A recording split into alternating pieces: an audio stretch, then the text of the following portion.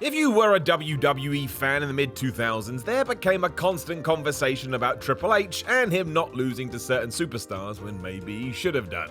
Guys like Booker T and RVD were fan favorites, and seeing them all fall to the game was disappointing. Even today, building new stars and having freshness at the top of the card is what keeps wrestling interesting. Given that argument has been had approximately 56,567 times though, I thought it would be nice today to look at the opposite, or individuals who absolutely benefited from going up against the King of Kings. In many ways, they cemented their rise to the main event because of such a tussle. Let's just call it being Positive Pete's. My name is Simon from What Culture. Please hit that subscribe button. This is 10 times Triple H actually made legit WWE stars. Number 10, Ronda Rousey. WrestleMania 34's mixed tag was one of the best in history. There's so many different attributes we could talk about, but seeing Ronda Rousey beat the absolute crap out of Triple H instantly told the audience that this is the real deal and she can whoop anyone. You don't mess with the former UFC champ. After wrecking him, she did the same to Stephanie McMahon and left that night feeling like a huge star, and that was the idea. While most people knew who Ronda was, you still needed to package her up for the WWE crowd, and boy howdy, we did that and then some.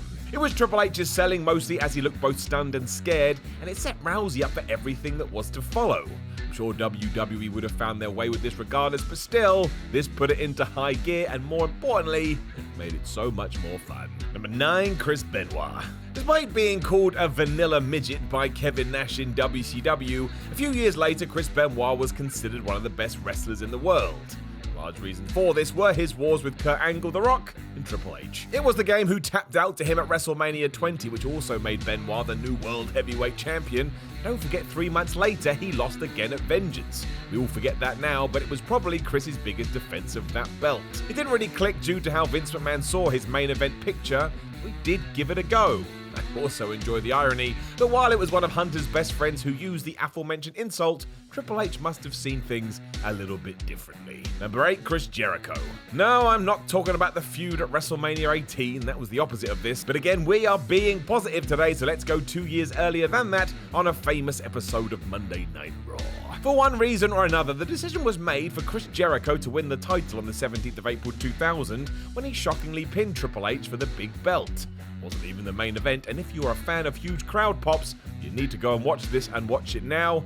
It is a treat. And sure, this would turn out to be a ruse as Triple H would have the championship back before the evening ended, but it told the audience that Y2J could be the guy, and at that point it's exactly what Jericho needed. Even he has come out and said around this time he was thinking about packing it all in, but this one decision changed his mind. What a sliding doors moment. It meant that summer Chris was feeling far more confident about the future, and he was correct. It may have taken longer than expected, but better times were on the way. Number 7, Seth Rollins. If you go back in time, you can find a lot of chatter that out of the 3 Shield members, Seth Rollins may have been the least likely to be the guy.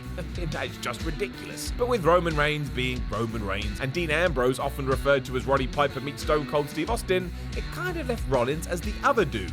Boy, did he prove that wrong. It all kicked into gear when he turned his back on his brothers to join the Authority, and as soon as he did that, you knew what the end game had to be. He had to get fed up with and beat Triple H. That is just standard wrestling storytelling. This worked in 2 ways though, because although this did happen, aligning himself with the cerebral assassin to begin with also allowed Seth to take a step up because Triple H was seen as a huge star. Sometimes association is an important tool, and it certainly was here. It reached its natural peak when Rollins defeated his former mentor at WrestleMania 33. While it may not have been a classic, it still established Seth as a major player, and look at him now. It's still true, and it likely will be until he hangs up his boots. Number 6, Roman Reigns. And talking of Roman, he got the rub from Triple H too, proving that the King of Kings was a team player who was happy to do his bit in Vince McMahon's vision for the big dog. He laid down for Reigns at WrestleMania 32.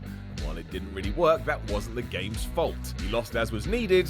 There were just a lot of other issues in play. And sure, you can rag on that bout, but Tripp still worked his tail off to try and get all this to click, and for a lot of the WWE universe, seeing an Attitude Era guy fall to our future tribal chief meant something. So in short, Triple H did his best. We all know you can't do more than that, but no, I get it, it didn't work. Number 5, Chyna. And in Your House 13, the Final 4, some jacked up woman attacked Marlena as Triple H was having a match with Goldust. She would soon reveal herself as Chyna, the game's new bodyguard and protector, straight away she was seen as a big deal. This was a major moment during an era where men were portrayed as muscular superheroes and women were seen as dainty models, and given that Triple H allowed Chyna to basically win all his matches for him, she started to gain some real momentum. It put her in a position to start beating guys, which had never been seen before in WWE, and even when DX was running wild, Triple H never had a problem with hiding behind her. She of course would become a major part of that group too, and also the first and so far only Women's Intercontinental Champion in history. That is not a bad thing to have on your CV.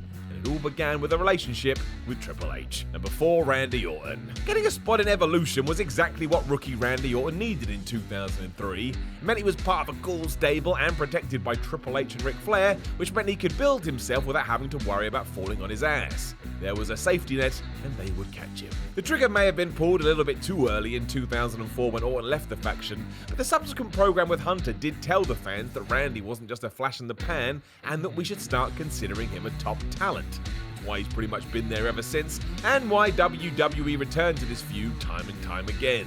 We likely did dip our toe into this one time too many, but they did have good chemistry. When everything clicked, it was great. Still don't know why they decided to lock up when they had that personal grudge match at WrestleMania, when they should have just had a big fight, but we're not talking about that today. Still. Number 3, John Cena. Yeah, John Cena was already well on his way when he clashed with Triple H in the main event at WrestleMania 22, but do not pretend this wasn't a big deal. Once more, Hunter tapped out to WWE's new star. Because that was such a rare sight, it meant everything. The powers that be were telling you needed to care about a man who can't be seen. Trips also sold this like it was the most painful move in the world, and any fears fans had beforehand that this would be the Triple H show were quickly smashed. He did business, and that business was to legitimize Cena on the biggest stage the company had. Which, let's not forget, is exactly what's supposed to happen at the event. Cena would go to the very top after this and was the biggest star that WWE had since Stone Cold Steve Austin and The Rock, and maybe if this hadn't have happened, we would have had to gone in a different direction. True, but it sounded good. Number 2, Batista. This example shouldn't come as a huge surprise because 1 year before everything with John Cena, Triple H went out of his way to turn Batista into a megastar. Ensuring Vince McMahon let it build when the boss wanted to just blow it off on TV, their falling out simmered until WrestleMania 21, where once again in front of as many people as possible, the game got his ass kicked by Big Dave. It's still a great story all these years later. If you are keeping score too, that is 3 consecutive Mania main events where Trips looked at the lights, and the main change here was this wasn't Triple H working with a veteran like Benoit who knew what he was doing. Big Dave was a work in progress, so needed a helping hand, and the King of Kings did that and then some. By the time this ended at Vengeance in July 2005, where Batista won again, every single fan had accepted that he was a top guy, and that never really changed from this point on. To this day, Dave says he wouldn't have had the career he did without Triple H, which is why he wanted to lose to him in their final match.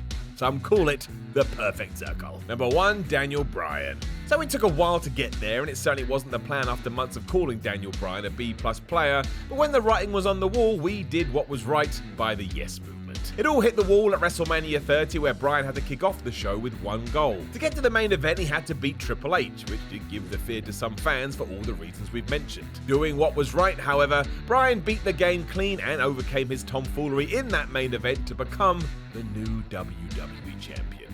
It was so damn good. Feeling like the underdog rising up against the establishment, which every fan could understand, seeing Triple H use every trick in the book to make you think this wasn't going to happen was great. He even went back to the tried and tested "I married the boss's daughter" to get under the audience's skin, which just made it even more satisfying when he finally got his. A bizarre program given how it all flowed. Sometimes it is about the destination, and this was like going to the Bahamas.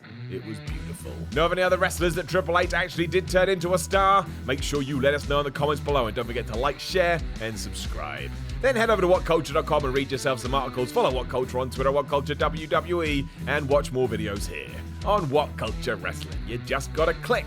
My name is Simon for What Culture. Thank you so much for listening to my voice, and I will talk to you again soon.